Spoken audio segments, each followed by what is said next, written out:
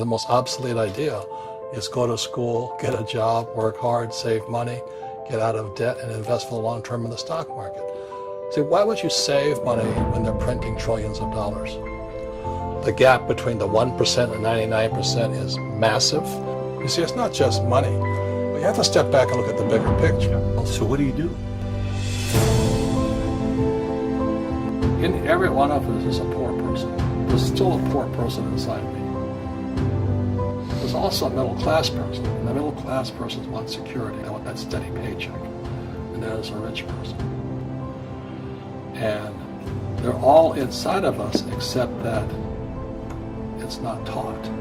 You're taught to go to school, get a job, and get a paycheck. You're not taught how to get rich. If you read Rich Dad, Poor Dad, my rich dad refused to pay me. He said the paycheck was one of the most damaging things you could take in your life. He says the moment you take a paycheck, you're an employee. And that's the mindset. So my rich dad never paid me. He drove my poor dad, government employee, nuts. You gotta pay people, you gotta pay people. And Rich Dad was not saying that the paycheck was bad. He says you didn't want to be a slave to money. So as an entrepreneur, if Rich Dad folded, I just started another company. I don't need a paycheck. I don't need anybody to take care of me. If my government doesn't like me, I move to another country because they need entrepreneurs. Mm-hmm. So the entrepreneur is not so much the business. The entrepreneur is really the mindset and the skill sets and the different set of rules. You see, I don't operate, small business does not operate in the same rules as big business. Entrepreneur is a mindset first, a skill set, and rules. And depending upon whether you're an employee or a small business, mm-hmm. the rules are different. The mindsets are different, the skill sets are different. Instead of get out of debt, I get into debt.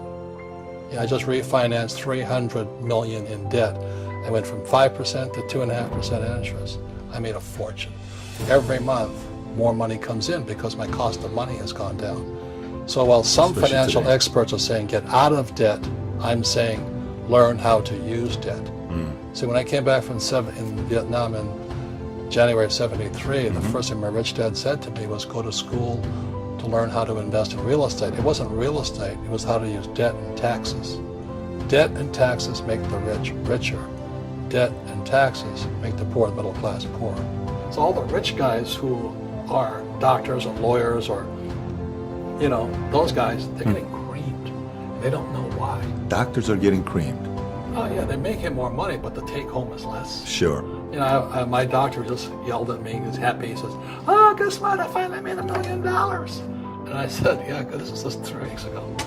And so I said, "Yeah, well, how much you pay in tax?" He says, $750,000 in taxes.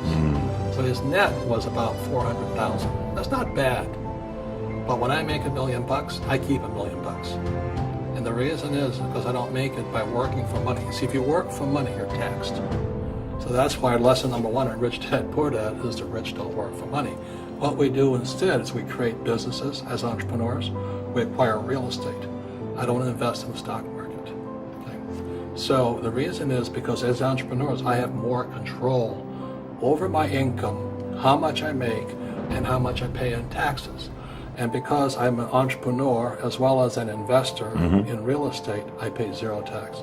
So every time I make, let's say, $1 million as an entrepreneur, I immediately invested in real estate. I have a 4-to-1 step up.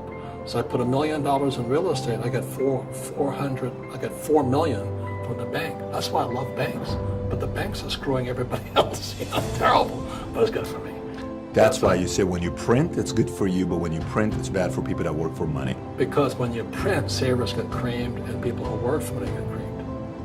When they print, debtors get rich.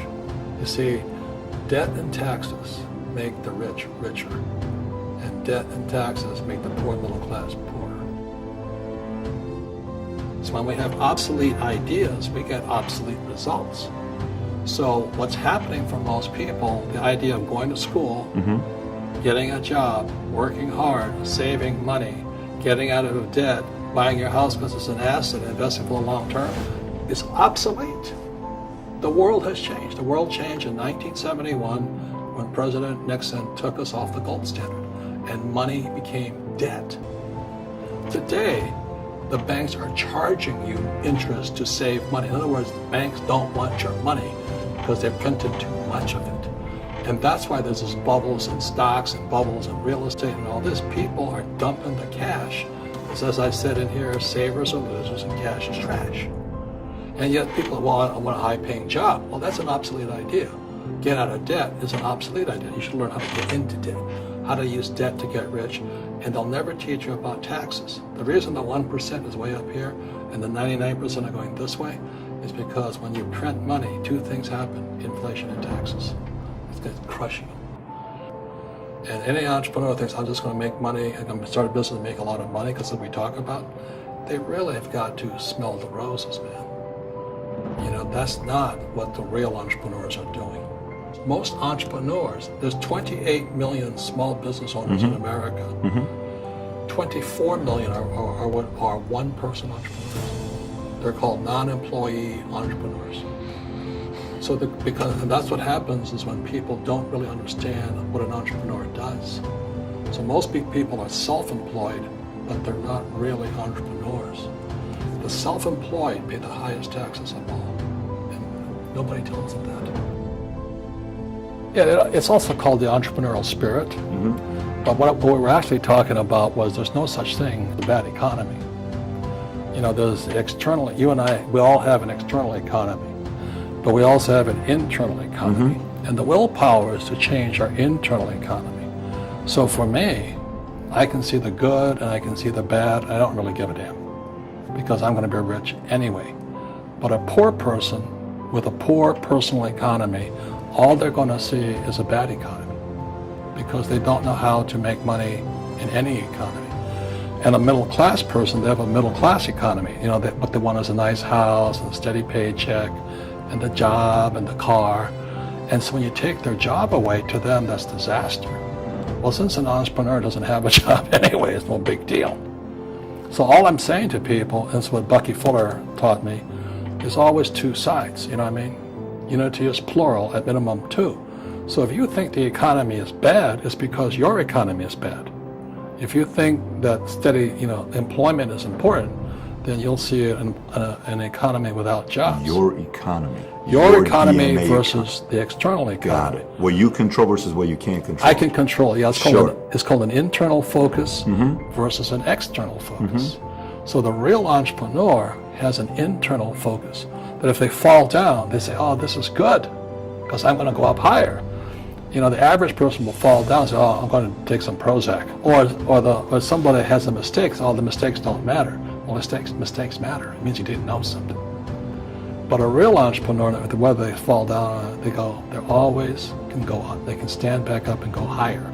That no matter what happens to them, they get stronger and better and smarter and happier. But a person with a weak internal mindset is that they're so afraid of what happens, it generally happens. Like, people who are afraid of losing their jobs, they generally lose their jobs. You know what I mean? Yeah, no doubt. So everything comes through you. Yeah, so the entrepreneur first job is to control inside here, not outside there. And that's why my rich dad never gave me a paycheck. He says, the moment you take that paycheck, you're an employee. You've got to be stronger than that. It's about inside control.